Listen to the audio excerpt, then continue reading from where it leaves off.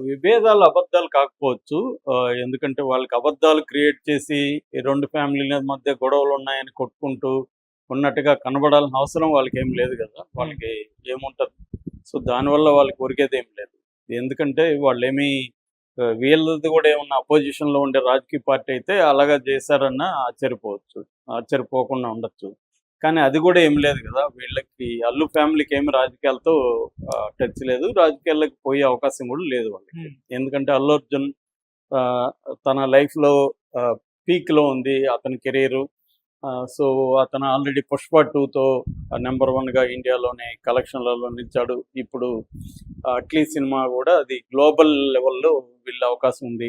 Second highest budget cinema అది. రాజమౌళి, మన 'Mahesh Babu' cinema తర్వాత 800 కోట్లతో అది పాన్ గ్లోబల్ సినిమా.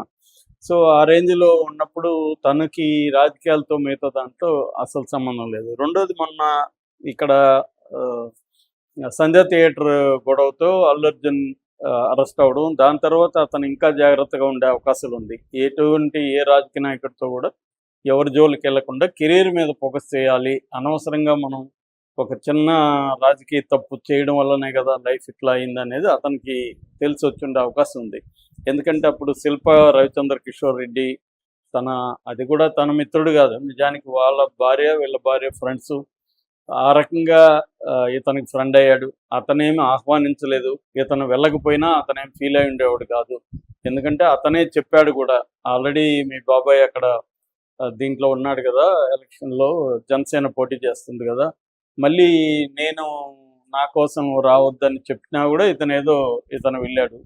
సో, ఈ అతి చేష్టల వల్లనే ఈ ప్రాబ్లమ్స్ వచ్చాయనేది అల్లు అరవింద్ గూడా చెప్పినట్టుగా ఉన్నాడు. అతను గూడా విశ్లేషించుకుంటాడు గదా! ఒకసారి ఒక సక్సెస్‌ఫుల్ కెరియర్ ఉన్న హీరో తను తప్పుల్ని విశ్లేషించుకోకుండా ఉండే ప్రసక్తి లేదు.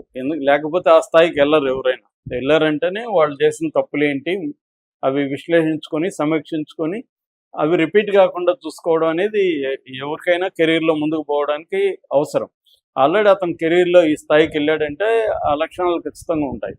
కాకపోతే ఒక్కోసారి ఏందంటే మన ఆహ్, సడెన్‌గా ఒక పెద్ద సక్సెస్ ఒక ఇదొచ్చేసినప్పుడు కొన్నిసార్లు ఆ ఊపులో కొట్టుకుపోయి మనం మనకు మించిన వాళ్ళు లేరు అనే స్థాయిలకి చాలామంది వ్యక్తులు వెళ్ళిపోతుంటారు. అది టెంపరరీగా వెళ్ళినా వాళ్ళకి దెబ్బలు తగులుతాయి. మళ్ళీ సమీక్షించుకుంటారు. అలాగా అల్లు అర్జున్ కూడా కెరీర్ పట్ల ఇప్పుడు సీరియస్‌గా ఉన్నాడు తప్ప రాజకీయాల పట్ల లేదు. సో, అతనికిప్పుడు కెరీర్‌కి కూడా ఏది ఇబ్బంది అంటే మెగా ఫ్యామిలీతో గొడవ అనేది అతని కెరీర్‌కి కూడా ఇబ్బందే. ఎందుకంటే అతని సినిమాలు రిలీజ్ అయినప్పుడంతా నెగెటివ్ ప్రచారం కావచ్చు. అనవసరమైన ఒక నెగటివిటీని అతను కొని తెచ్చుకున్నట్టు అవుతుంది.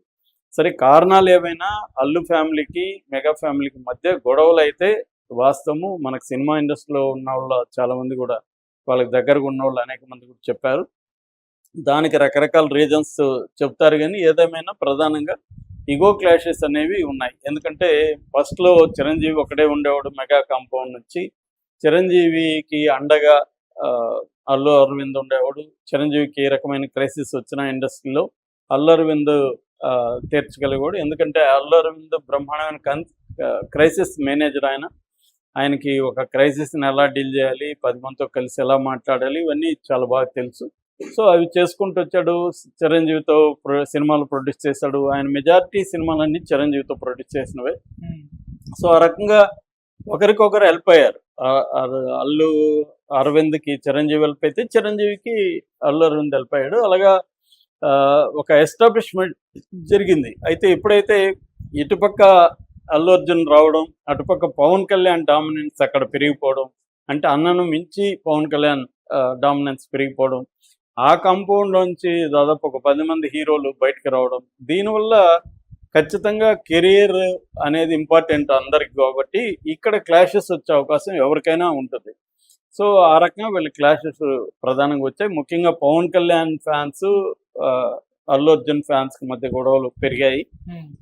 అల్లు అర్జున్ కూడా పవన్ కళ్యాణ్‌ని ఓకే చేసి మెగా ఫ్యామిలీ నీడలో, మెగా హీరోల గుంపులో తాను ఉండాలని అల్లు అర్జున్ అనుకోలేదు. ఎందుకంటే తను కెరియర్‌ని తను ఇండిపెండెంట్‌గా బిల్డప్ చేసుకోవాలంటే వీళ్ళ నీడలో నుంచి బయటికి రావాలి అనేది అతని కెరియర్ డెసిషన్ అది. అందులో రాంగ్ ఏం లేదు. కరెక్టే అది.